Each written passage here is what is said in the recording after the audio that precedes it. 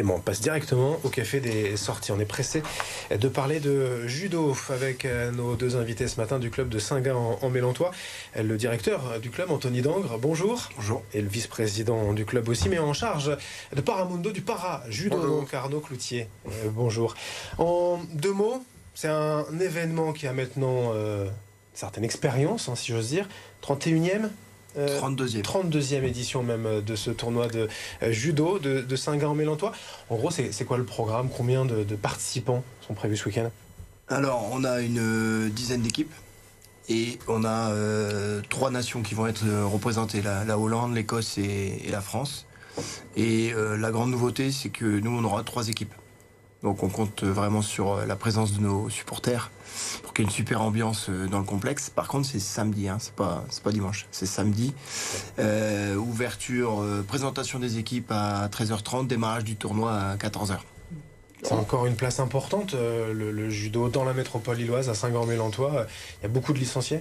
Alors, il y a à peu près 20 000 licenciés dans le Nord, et sur les 20 000 licenciés du Nord, il y a à peu près 10 000 dans la métropole européenne de Lille. Donc ouais, c'est... On fait partie des départements les plus... C'est le plus gros département de France en nombre de licenciés à confirmer par les dirigeants du comité Nord, mais je suis quasiment sûr. Et comment on explique ça? C'est un sport accessible? On explique ça autant qu'on n'arrive pas à expliquer pourquoi en rugby on n'a pas de grosse équipe chez nous. En judo on a beaucoup de judokas. Et puis avec des belles stars, aujourd'hui des emblèmes... qui donnent envie sûrement. Qui donnent envie, ouais, peut-être aux enfants... de se lancer. Chez nous, pas forcément d'emblème nordiste. Ouais, nordiste, mais français. Le judo français, ça gagne régulièrement, quoi. Oui, et puis c'est vrai que Riner ça plaît aux enfants, et ouais, c'est une belle mascotte. Il est imposant quand même, donc c'est pas mal. C'est pas mal. Alors on le disait, c'est aussi un événement para-judo. Là, je vais pas me tromper, c'est la 4e édition. C'est la 4e édition. Le tournoi Paramundo. Le Paramundo, oui, c'est ça. Donc on peut faire évidemment du sport et du judo en étant en situation de handicap. Exactement, oui. Donc c'est tout type de handicap. Nous on prend plus spécialement les handicaps mentaux, mais c'est ouvert à tout le monde. Donc c'est ce soir, à partir de 18h30. Donc c'est ouvert à tout le monde. Et on attend à peu près 150 personnes, c'est l'objectif, dont 60 par judoka. Handicap mental par exemple, des possibilité, pour ces personnes de se mêler aussi à ces règles, de comprendre l'arbitrage et tous les termes du judo. Oui.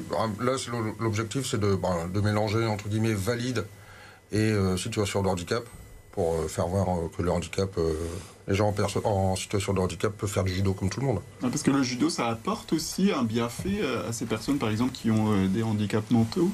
Ah oui, ça...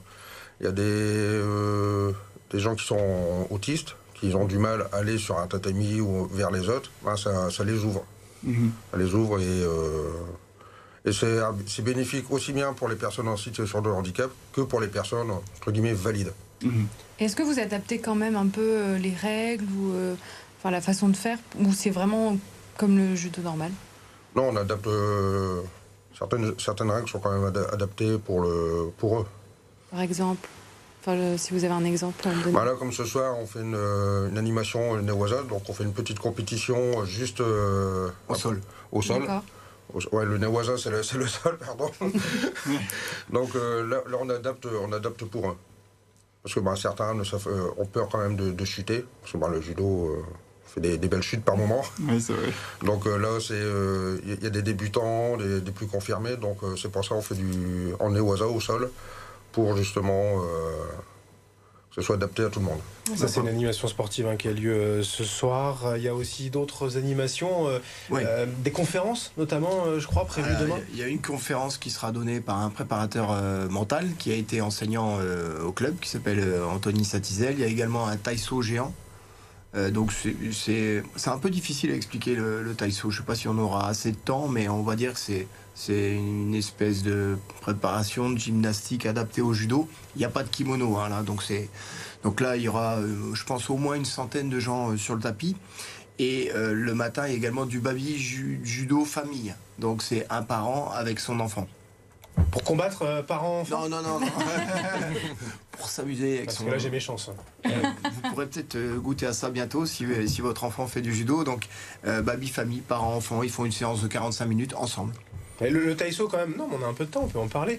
C'est comme un cours de gym, un cours de sport Alors, j'aime pas dire ça. En fait, je pense que si on mettait 15 enseignants autour de cette table, je pense que les 15 auraient une définition différente.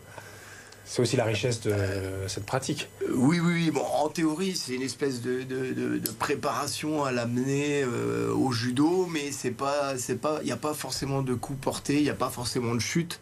Donc, c'est beaucoup d'étirements, de renforcement musculaire. Ça peut être aussi des choses comme la rééducation du périnée. C'est des choses comme ça. Tout à fait utile. Voilà, donc c'est vrai que j'en parle moins bien que notre enseignante de taïso, mais c'est vrai que c'est pas si évident à expliquer. Enfin, c'est à découvrir effectivement. Exactement. Donc demain, c'est dans la matinée et l'après-midi, c'est donc le tournoi en lui-même. Il y a du niveau quand même, vous disiez, il y a des compétiteurs, des judokas internationaux qui viennent. Alors c'est super, mais ça nous pose parfois des petits soucis, c'est que comme le niveau est monté d'année en année, on a des petites équipes qui du coup hésitent à venir, alors qu'avant on avait peut-être plus d'équipes avec des équipes plus modestes, et aujourd'hui c'est l'inconvénient du fait d'avoir augmenté le niveau. Ouais, c'est qu'il y en a qui ont un peu peur de perdre au premier tour. C'est ça. Alors, chez nous, il n'y a pas de je perds au premier tour, je rentre chez moi. C'est une formule avec des poules et des classements, ce qui fait que tout le monde s'amuse. Il y a au moins 3 ou 4 combats. Oui, tant mieux. Il y a du spectacle aussi pour le public. Surtout si les équipes sanguinoises vont au bout.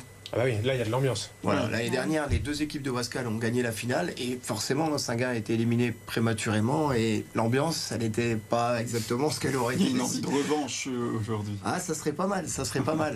Mais ils sont solides, Wascal, quand même. Ouais. Bon, bah, c'est en tout cas ce week-end, aujourd'hui et demain samedi, donc ce tournoi de judo et de para-judo à Saint-Gin en Mélantois. Vous voyez, si ça vous intéresse, si vous avez peut-être aimé le judo et l'équipe de France lors des Jeux Olympiques de Paris et Paralympiques, eh ben, il y a une illustration concrète ce week-end dans la métropole lilloise. Merci à tous les deux, Anthony et Arnaud, d'avoir été avec nous pour le Café de l'Info. Merci beaucoup. Et on enchaîne avec